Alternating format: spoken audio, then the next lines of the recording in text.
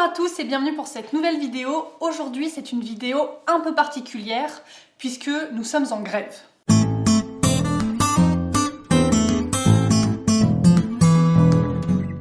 Aujourd'hui, nous sommes en grève. Cela fait déjà la troisième fois depuis le début de l'année 2021 que nous sommes en grève.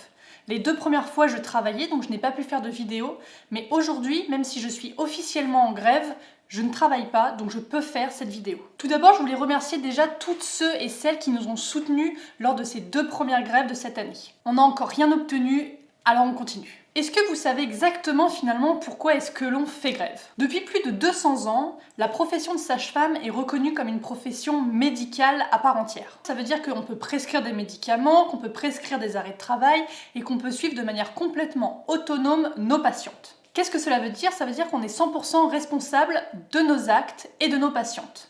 Ça veut dire qu'on peut être amené à être jugé devant un tribunal et parfois même potentiellement finir en prison. Nous sommes 100% responsables légalement car nous sommes une profession médicale. Nous avons fait 5 ans d'études. Nous suivons les femmes de l'adolescence à la ménopause, que ce soit en consultation gynécologique de routine, pour les frottis, pour la contraception, etc., etc., mais aussi pendant toutes les grossesses, qu'elles soient normales ou pathologiques, que ce soit à la maison, en libéral, à la clinique ou à l'hôpital, lors de la préparation à la naissance, que ce soit dans l'eau, classique, etc., en consultation en urgence pendant la grossesse ou en dehors de la grossesse en gynécologie par exemple, le jour J de l'accouchement, en maternité, lors du retour de la maternité à la maison, en acupuncture, en hypnose, en suivi addictologique pour le tabac par exemple, en suivi sexologique, en orthogénie, c'est-à-dire tout ce qui est IVG, en PMA, c'est-à-dire tout ce qui est procréation médicalement assistée, en PMI, c'est-à-dire la protection maternelle infantile. Bref, vous avez compris l'idée, on est là tout le long de la vie d'une femme. Nous sommes 23 000. Ça peut paraître beaucoup, mais finalement, quand on voit les médecins qui sont plus de 223 000 et les infirmiers qui sont plus de 774 000, finalement, on est très peu.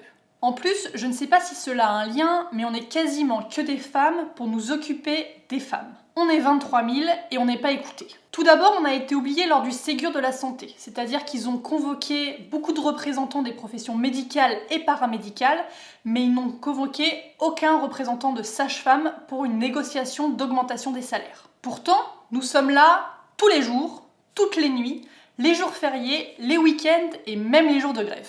Ce qu'on veut finalement, c'est assez simple. Déjà qu'on soit reconnu comme une véritable profession médicale et pas seulement au sens légal du terme. On veut une valorisation des salaires. On a quand même 2 vies entre les mains et il serait enfin temps de le reconnaître. Et on veut plus de moyens pour accompagner les femmes lors de leur vie de tous les jours, mais aussi le jour J de l'accouchement, pour qu'elles aient un accompagnement digne de ce nom pour cette grande aventure qui commence. Finalement, c'est assez simple et c'est complètement faisable puisqu'après tout, on n'est que 23 000.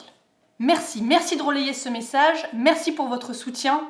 Olivier Véran, j'espère que vous entendrez ce message.